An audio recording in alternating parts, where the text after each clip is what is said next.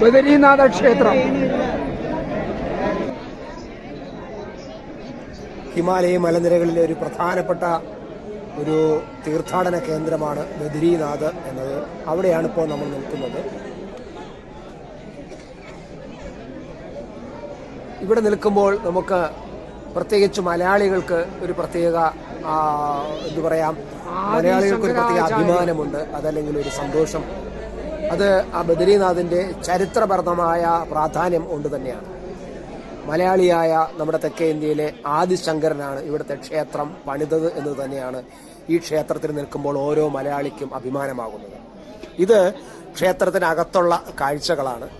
ക്ഷേത്രത്തിനകത്ത് കയറി കഴിഞ്ഞാൽ ആ അമ്പലത്തിന് ചുറ്റുമുള്ള ആ പ്രദേശത്ത് തീർത്ഥാടകർ ഇങ്ങനെ ധ്യാനത്തിലിരിക്കുന്നതും ദർശനങ്ങൾ, ചെറിയ ചെറിയ അമ്പലങ്ങളിൽ ദർശനങ്ങൾ നടത്തുന്നതും നമുക്ക് കാണാൻ കഴിയും. അത്തരം ദൃശ്യങ്ങളാണ് ഞാൻ പകർത്തുന്നത്. അളകനന്ദ നദിയുടെ വലത് കരയിലായിട്ടാണ് ഈ ബദരീനാഥ് ക്ഷേത്രം സ്ഥിതി ചെയ്യുന്നത്. വിചാരിക്കുന്നത് പോലെ അത്ര വലിയ ഒരു ക്ഷേത്രമല്ല. നമ്മൾ ഈ കാണുന്ന ക്ഷേത്രത്തിന്റെ ഈ ഭാഗത്ത് നമ്മൾ ഈ വലതുവശത്തേക്ക് തിരിക്കുമ്പോൾ ഇപ്പോൾ നമ്മൾ കാണുന്ന ഈ ഭാഗത്ത് ഇതാണ് ബദരീനാഥ ക്ഷേത്രം. ഈ കാണുന്നതാണ് ബദരീനാഥ ക്ഷേത്രം എന്ന് പറയുന്നത്. പക്ഷേ പ്രശസ്തിയിൽ ക്ഷേത്രം വളരെ വലുത് തന്നെയാണ്. അത് അതിൻ്റെ രൂപത്തിൽ ചെറുതാണെങ്കിലും പ്രശസ്തിയിലും ഭാരതീയ ഭക്തരുടെ മനസ്സിലും ഈ ക്ഷേത്രം ഒരു വലിയ ബിംബം തന്നെയാണ്.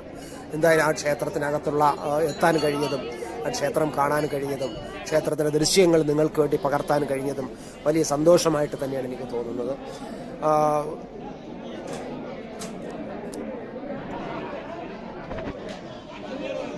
നമ്മുടെ യാത്രാ സംഘത്തെ നയിക്കുന്ന പ്രകാശ് ഇവിടെ ധ്യാനത്തിലിരിക്കുന്നതാണ്.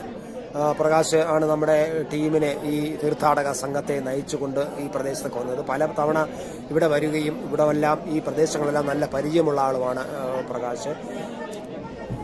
തിരുവനന്തപുരം ജില്ലയിലെ വട്ടപ്പാറയിലുള്ള രാമതീർത്ഥ വിജ്ഞാൻ ട്രസ്റ്റിന്റെ നേതൃത്വത്തിലാണ്, അതിന്റെ കീഴിലാണ് ഞങ്ങൾ ഈ ബദരീനാഥ് യാത്ര നടത്തിയതും. അതിന്റെ പ്രധാനപ്പെട്ട സംഘാടകരിൽ ഒരാളാണ് പ്രകാശ്. അദ്ദേഹമാണ് ഇവിടെ ധ്യാനത്തിലിരിക്കുന്നത്. അതുപോലെ തന്നെ നമ്മുടെ കൂടെ വന്ന പലരും ഇവിടെ അളകനന്ദയിൽ കുളിച്ച്, അല്ലെങ്കിൽ അവിടെയുള്ള ചൂടുവെള്ളത്തിൽ കുളിച്ച് ദർശനം നടത്തി, ബദരീനാഥിന്റെ ദർശനം നടത്തിയതിനു ശേഷം ഇവിടെ ഇങ്ങനെ കുറച്ചു നേരം ധ്യാനത്തിലിരിക്കുന്നത് പതിവാണ്. നമ്മുടെ കൂട്ടത്തിലുള്ള പലരും ഇങ്ങനെ ധ്യാനത്തിൽ ഇരിക്കുകയും ചെയ്യും. ഞാനും കുറച്ചു നേരം ഈ നിങ്ങൾക്ക് വേണ്ടിയിട്ടുള്ള ദൃശ്യങ്ങളെല്ലാം പകർത്തിയതിനു ശേഷം കുറച്ചു നേരം ഞാനും ഇവിടെ വന്ന് ഒരു ധ്യാനത്തിൽ കുറേ നേരം ഭഗവാനെ മനസ്സിൽ കരുതി ധ്യാനത്തിലിരിക്കുകയും ചെയ്തു.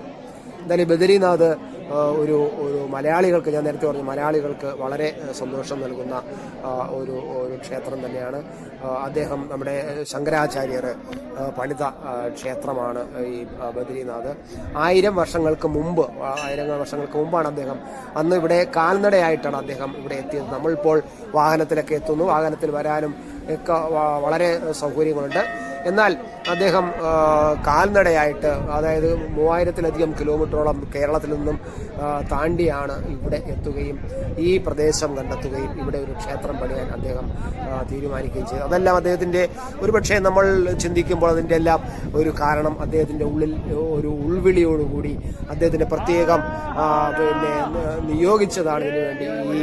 ഇത്തരം ചില കാര്യങ്ങൾ ചെയ്യുന്നതിന് വേണ്ടി ദൈവം മനുഷ്യരൂപം നൽകി ഇവിടെ നിയോഗിച്ചതാണ് നമുക്ക് തോന്നാം. എന്തായാലും ഇത് വലിയ ക്ഷേത്രം. ഇവിടെ ബദരീനാഥില് ജനങ്ങൾ ഈ ബലിയിടുന്ന ഒരു കർമ്മമുണ്ട്. അത് വളരെ പ്രധാനപ്പെട്ടതാണ്, ബദരീനാഥിലെ ബലിയിടൽ. എന്തായാലും ബദരീനാഥിന്റെ മുകളിലുള്ള മനോഹരമായ ഹിമാലയ ദൃശ്യങ്ങളാണ് നമ്മളിപ്പോൾ കാണുന്നത്. താഴെ ഈ കാണുന്നത് ബദരീനാഥിലെ ജനങ്ങൾ. വളരെ ദൂരെ ആ മലകളിലെ വലിയൊരു വെള്ളച്ചാട്ടമുണ്ട്. അത് വളരെ ദൂരെയാണ്. ഞാൻ ക്യാമറ ഒന്ന് സൂം ചെയ്തത് കൊണ്ട് തന്നെ ക്ലാരിറ്റി അല്പം കുറവായിരിക്കും. എങ്കിൽ പോലും ക്ഷേത്രം, ഇത് ക്ഷേത്രമാണ്. ക്ഷേത്രത്തിൻ്റെ മുകളിലുള്ള കൊടിയാണ് ഇത്. ആ ക്ഷേത്രത്തിന് തൊട്ട് പടിഞ്ഞാറ് ഭാഗത്തേക്ക് ഒരു വലിയ വെള്ളച്ചാട്ടമുണ്ട്. ആ വെള്ളച്ചാട്ടം വളരെ സൂം ചെയ്തത് കൊണ്ടാണ് നമ്മൾ ഇനിയിപ്പോൾ ഞാനത് വ്യക്തമാക്കി മനസ്സിലാക്കും. വളരെ ദൂരെയാണ് ആ വെള്ളച്ചാട്ടം. ഇവിടെ ഈ ആൾക്കാർ ബലി ഇടുന്ന ഒരു ചടങ്ങുണ്ട്. ഇനി നമുക്ക് ആ ബലിയിടൽ, നമ്മുടെ കൂട്ടത്തിൽ വരുന്നവരെല്ലാം ബലിയിടൽ ചടങ്ങിൽ പങ്കെടുക്കാൻ വരികയും അവർ ബലിയിടാൻ, ഈ ബദ്രീനാഥിലെ ബലിയിടൽ എന്ന് പറയുന്നത് വളരെ പ്രാധാന്യമുള്ളതും വളരെ ഭക്തി പരവുമാണ്. അതുകൊണ്ട് തന്നെ നമ്മൾ ഈ ഇരിക്കുന്ന എല്ലാം നമ്മുടെ ടീമിൽപ്പെട്ട ആൾക്കാരാണ്, നമ്മുടെ യാത്രയ്ക്ക് നമ്മുടെ കൂടെ വന്ന ആൾക്കാരാണ്. അവരാണ് ഈ പിണ്ടം തയ്യാറാക്കി അവിടെ ബലിയിടാനിരിക്കുന്നത്. ഇവിടെ ഇപ്പോൾ പിണ്ടം തയ്യാറായിക്കൊണ്ടിരിക്കുകയാണ്. ഇനി ഇതിന് പ്രത്യേകിച്ച് ആചാര്യന്മാരുണ്ട്. അവർ വന്ന് കൃത്യമായ കാര്യങ്ങൾ പറഞ്ഞു കൊടുക്കും. അതനുസരിച്ച് ബലിയിടൽ കർമ്മം നടക്കും. നമുക്ക് അത്തരം കാര്യങ്ങളിലേക്ക് ഇനി പോകാം. ഇത് ബ്രഹ്മകപാൽ എന്ന് പറയുന്ന ബലിയിടുന്ന പ്രധാനപ്പെട്ട കേന്ദ്രമാണ്. ഇവിടെയാണ് എല്ലാവരും വന്ന് ബലിയിട്ടിട്ട് അതിന്റെ പിണ്ടം സമർപ്പിക്കുന്നത് ഈ ബ്രഹ്മകപാലിലാണ്. ബദ്രീനാഥിലെ ബ്രഹ്മകപാൽ ഒരു പുണ്യ സ്ഥലമാണ് എന്നാണ് ഐതിഹ്യം അനുസരിച്ച്. ശിവൻ ബ്രഹ്മാവിന്റെ 5ാമത്തെ തല തന്നെ തൃശൂലം കൊണ്ട് ഛേദിച്ചു. അതൊക്കെ പുരാണത്തിലെ വലിയ കഥകളാണ്. എന്തായാലും അങ്ങനെ ഛേദിച്ചിട്ട് അതിന്റെ ഒരു വ്രതത്തിന്റെ ഇടയിലാണ് ഈ പ്രവൃത്തി ശിവൻ ചെയ്തത്. ശിവൻ അത് പാപമായിട്ട് തോന്നി. പക്ഷെ അദ്ദേഹം അതിനെ ശുദ്ധീകരണത്തിന് വേണ്ടിയിട്ട് ബദ്രി ആശ്രമം സന്ദർശിച്ചു. ആ പാപ പരിഹാരത്തിന് വേണ്ടിയിട്ട് അതില് ബ്രഹ്മാവിന്റെ തല വീണ സ്ഥലം ബ്രഹ്മകപാൽ എന്ന് അറിയപ്പെട്ടു. അതാണ് ആ ശിലയാണ് നമ്മൾ നേരത്തെ കണ്ടത്, ബ്രഹ്മകപാൽ എന്ന ശില. ഇനി നമ്മൾ ഇവിടെ നടക്കുന്ന ബലിതർപ്പണത്തിന്റെ വിശദാംശങ്ങളിലേക്കൊന്ന് പോകാം.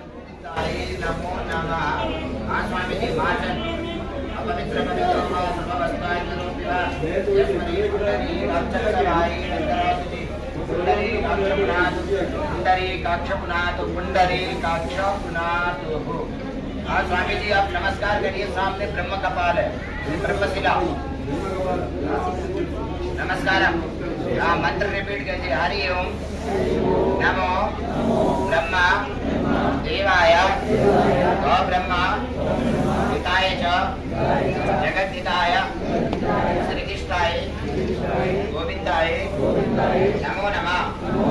ब्रह्मा शिला ब्रह्म कपालः ध्यानार्थे पूजनार्थे नमो नमः। इसके बाद नदी का नाम अलकनंदा।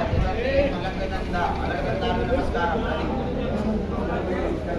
हरि ओम महागंगे अलकनंदा सरस्वती ध्यानार्थे पूजनार्थे नमो नमः। इसके बाद झारखंड भगवान बद्री बद्री बद्री भगवान विष्णु बद्री बद्री गरुड़ध्वजा बद्री पुंडरीकाक्षो बद्री नारायणो हरो हरि भगवान बद्री नारायण ध्यानार्थे पूजनार्थे नमो नमः। अब आपके पेपर में पवित्र है गर्भांगूठी, उसको पहन लीजिए राइट हैंड में।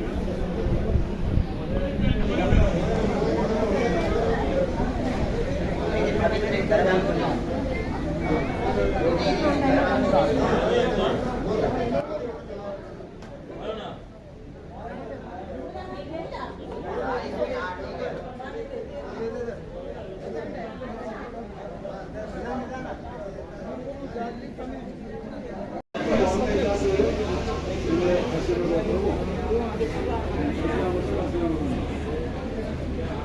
हाँ स्वामी जी, हरि ओम। दक्षिण भारते सोमकृत संवत्सरे उत्तर भारते पिंगल नाम संवत्सरे दक्षिण भारते श्रावण मासे उत्तर भारते भाद्रपद मासे कृष्ण पक्षे अमावस्या शुभ पुण्यतिथो मम द्वारा ब्रह्मकपाल तीर्थ श्राद्ध पिंडदान अहमः करिष्ये। बद्री ब्राह्मण द्वारा क्षेत्र तीर्थ पद्धति अनुसारेण पिंडदान ब्रह्मकपाल तीर्थ श्राद्ध पिंडदान अहमः करिष्ये। ऐसे करके जब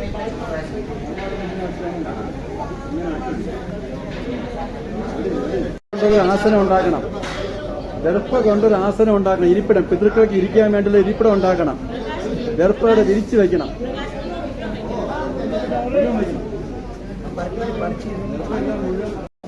मम पितरो ब्रह्म कपाल वाशः।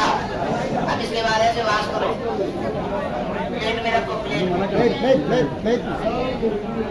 अब ये पवित्र निकालो, इसको ओपन करो।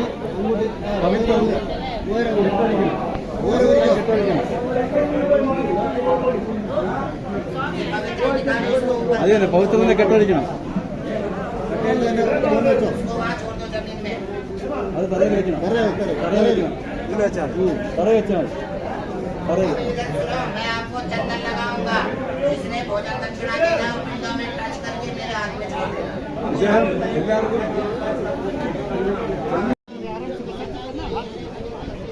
ബലിയിടൽ ചടങ്ങുകൾ പൂർത്തിയായിരിക്കുകയാണ്. ഇനി അത് അളകനന്ദ നദിയിലേക്ക് ഒഴുക്കുന്നതിന് വേണ്ടിയുള്ള യാത്രയിലാണ്. നമ്മുടെ കൂടെ വന്നവരെല്ലാം ബലിയിട്ട് കഴിഞ്ഞിട്ട് പിണ്ടവും മറ്റ് ബലി തർപ്പണം നടത്തിയ ഇതെല്ലാം ചേർത്ത് നമ്മൾ അളകനന്ദ നദിയിലേക്ക് പോവുകയും അവിടെ ഇറങ്ങാൻ പറ്റില്ല. വളരെ ശക്തമായ ഒഴുക്കാണ് അളകനന്ദ നദിയിലുള്ളത്. നമുക്കത് കാണാവുന്നതാണ്. ബ്രഹ്മകപാലിൽ നേരത്തെ പറഞ്ഞ ബ്രഹ്മകപാലിൽ കുറച്ച് പിണ്ടം പിന്നെ തൂകിയതിന് ശേഷമാണ് ഈ ബാക്കി കൊണ്ടുവന്ന് ഈ നദിയിലേക്ക് ഒഴുക്കാൻ പോകുന്നത്. നേരത്തെ പറഞ്ഞു ബ്രഹ്മകപാൽ എന്നത് ശിവൻ ഒരു കോപത്തിന് അടിമപ്പെട്ട് ബ്രഹ്മാവിൻ്റെ 5ാമത്തെ തല അറുത്തതും ആ തല വന്ന് വീണ ഭാഗമാണ് ബ്രഹ്മകപാൽ എന്നറിയപ്പെടുന്നത്. എന്തായാലും പിന്നെ ബദരിയിൽ വന്ന് അതിൻ്റെ പാപം തീർക്കാൻ വേണ്ടി ശിവൻ വന്നതും അങ്ങനെ ശുദ്ധീകരണം നടത്തിയതും ബ്രഹ്മാവിൻ്റെ തലവീണ സ്ഥലം ബ്രഹ്മകപാൽ എന്നറിയപ്പെട്ടതും ജനന മരണ ചക്രത്തിൽ നിന്നും പൂർവികരുടെ ആത്മാക്കളെ മോചിപ്പിക്കുന്നതിനായി പിണ്ടദാന സമർപ്പണം തുടങ്ങിയ ആചാരങ്ങൾ അനുഷ്ഠിക്കുന്ന സ്ഥലമായി ബ്രഹ്മകപാൽ ഇപ്പോൾ ബഹുമാനിക്കപ്പെടുകയും ചെയ്യുകയാണ്.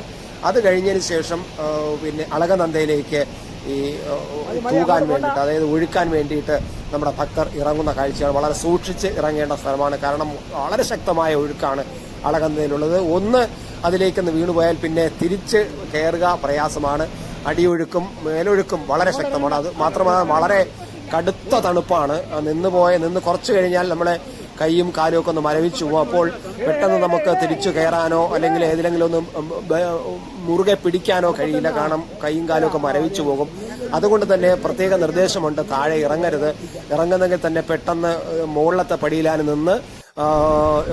നിന്നിട്ട് മാത്രമേ ഇട്ടിട്ട് പെട്ടെന്ന് കയറണം എന്നൊക്കെ നിർദ്ദേശം പ്രത്യേകിച്ചുണ്ട്. അതൊക്കെ അനുസരിച്ച് തന്നെയാണ് ചെയ്തത്. എന്തായാലും നമ്മളിപ്പോൾ ഈ ബദരിനാഥിലെ ക്ഷേത്രത്തിൻ്റെ മോൾ ഭാഗത്തുള്ള ഈ വലിയ മലകൾ, മനോഹരമായ ആ ഗിരി ശൃംഖങ്ങളാണ് നമ്മൾ കണ്ടുകൊണ്ടിരിക്കുന്നത്. ഇത് ബദരിനാഥ് ക്ഷേത്രം, അതിൻ്റെ ക്ലോസ് ആണ് ഈ കാണുന്നത്. ഇനി നമുക്ക് അതിൻ്റെ ചുറ്റിനുമുള്ള വളരെ മനോഹരമായ മലനിരകളുടെ സൗന്ദര്യം ഒന്ന് ആസ്വദിക്കാം.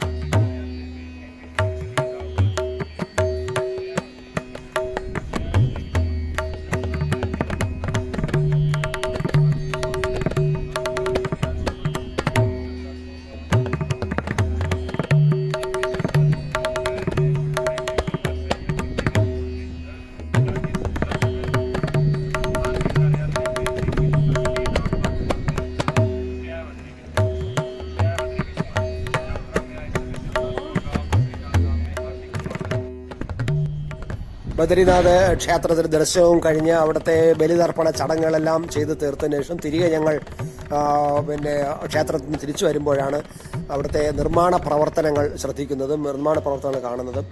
അങ്ങനെ നിർമ്മാണ പ്രവർത്തനങ്ങൾ പലതും പല സ്ഥലങ്ങളിൽ പലതരത്തിലുള്ള നിർമ്മാണ പ്രവർത്തനം നടക്കുന്നുണ്ട്. അതിൻ്റെ ഒന്ന് ഭാഗമായിട്ട് കണ്ടതുകൊണ്ട് ഞാനൊന്ന് പകർത്തിയെന്നേ ഉള്ളൂ. ഷോൾഡറിൽ കരിങ്കല്ല് എടുത്തുകൊണ്ടുവന്ന് അവിടെ അടുക്കി വയ്ക്കുന്ന ഒരു പ്രവർത്തനമാണ് കണ്ടത്. അതൊന്ന് ഇൻട്രസ്റ്റ് തോന്നിയത് കൊണ്ട് ഞാനൊന്ന് പകർത്തിയെന്ന് മാത്രം. എന്നാലും അവിടെ വളരെ വലിയ ഒരു പ്രോജക്റ്റാണ്. ഇതാണ് ഈ കാണുന്ന ബദരി പ്രോജക്റ്റ്. വലിയ ഒരു പ്രോജക്റ്റാണ് വരാൻ പോകുന്നത്. ഗവൺമെൻറ് കോടിക്കണക്കിന് രൂപ മുടക്കിയാണ് അവിടെ ബദരീനാഥിന് ഒരു വലിയൊരു പ്രോജക്റ്റ് ചെയ്യാൻ പോകുന്നത്. അതിൻ്റെ നിർമ്മാണ പ്രവർത്തനങ്ങളുടെ തുടക്കമാണ് അവിടെ കണ്ടത്. ഇത് നമ്മൾ കാണുന്നത് അവിടെ നമ്മൾ വന്നപ്പോൾ തന്നെ അന്നദാനങ്ങൾ പലയിടത്തും നടക്കുന്നത് കണ്ടു രാവിലെ. ഇപ്പോൾ തിരിച്ചിറങ്ങുമ്പോഴും അന്നദാനമുണ്ട്. ഇപ്പോൾ പായസമാണ് ഒരിടത്ത് കണ്ടത്. സ്ത്രീകൾ ഉൾപ്പെടെ നിന്ന് എല്ലാവരെയും നിർബന്ധിച്ച് പായസം കൊടുക്കുകയാണ്. അവരുടെ നേർച്ചയായിട്ട്, ക്ഷേത്ര ദർശനത്തിന് ഭാഗമായിട്ട് അവരുടെ നേർച്ചയായിട്ടാണ് ഈ പായസം നിർമ്മിക്കുന്നത്. നമ്മുടെ ടീമിൽ വന്നവർക്കും അല്ലാതെയും വഴിയിൽ പോകുന്നതും ക്ഷേത്രം ദർശനം കഴിഞ്ഞ് വരുന്നവർക്കെല്ലാം ഇവർ 1ഉം 2ഉം കപ്പ് പായസം കൊണ്ട് കൊടുക്കുകയാണ്. ഒന്ന് കുടിച്ചെന്ന് പറയുമ്പോൾ ഒന്നുകൂടെ കുടിക്കുമെന്ന് പറഞ്ഞാണ് വീണ്ടും തരുന്നത്. എന്നാലും ഞാനും വാങ്ങി കുടിച്ചു. ഞാൻ 1 കപ്പല്ല 2 കപ്പ് പായസം കുടിച്ചു. കാരണം പായസം അല്പം ഇഷ്ടമായതുകൊണ്ട് തന്നെ ഞാനത് കുടിച്ചു. മാത്രമല്ല ക്ഷേത്ര ദർശനവും കഴിഞ്ഞ് ചെറിയ ഒരു ക്ഷീണവും ഉണ്ടായിരുന്നു. അപ്പോൾ ഈ നല്ല പായസം കഴിച്ചപ്പോൾ ആ ക്ഷീണവും മാറി. എന്നാലും ബദരി ക്ഷേത്രത്തിൽ നിന്നും ആ ക്ഷീണം മാറി കിട്ടിയ ആ സന്തോഷത്തിലാണ്, അല്ലെങ്കിൽ പായസം കുടിച്ച സന്തോഷത്തിലാണ് വീണ്ടും ഞങ്ങൾ പോകുന്നത്. ഈ പോകുന്ന വഴിയിൽ വീണ്ടും അളകനന്ദയുടെ മനോഹരമായ ചില ദൃശ്യങ്ങൾ കണ്ടു. അളകനന്ദ ഇങ്ങനെ വിശാലമായിട്ട് ഒഴുകുകയാണ്. ശീൽക്കാര ശബ്ദത്തോടുകൂടി അളകനന്ദ ഒഴുകുകയാണ്.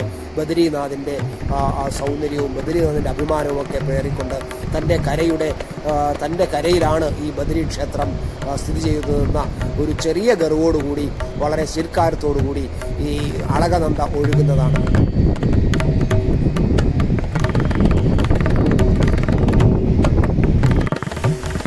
വെള്ളി അടിച്ചു കിടക്കുന്ന മല കാണാമെന്ന് തോന്നുന്നു. കാർമേഘമൊന്ന് മൂടുകയാണ്. നമുക്കൊന്ന് വെയിറ്റ് ചെയ്യാം. ഈ കേൾക്കുന്ന ശീൽക്കാര ശബ്ദം അളകനന്ദ ഒഴുകുന്നതിൻ്റെ ശബ്ദമാണ്. ആ അളകനന്ദയുടെ തീരത്ത് നിന്നുകൊണ്ടാണ് ഞാൻ ഈ ദൃശ്യം പകർത്തിയത്. അതുകൊണ്ടാണ് അളകനന്ദയുടെ ശീൽക്കാര ശബ്ദം നമ്മൾ കേൾക്കുന്നത്. ഹിമാലയ സാനുക്കളുടെ സൗന്ദര്യമാണ് നമ്മൾ കാണുന്നത്.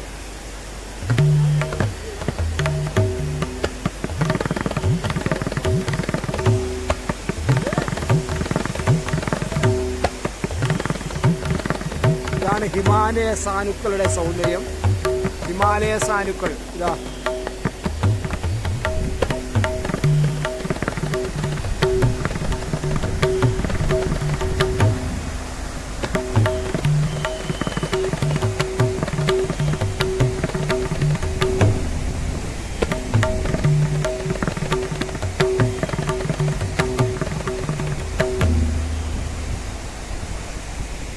ഇത് രജ്പുട്ട്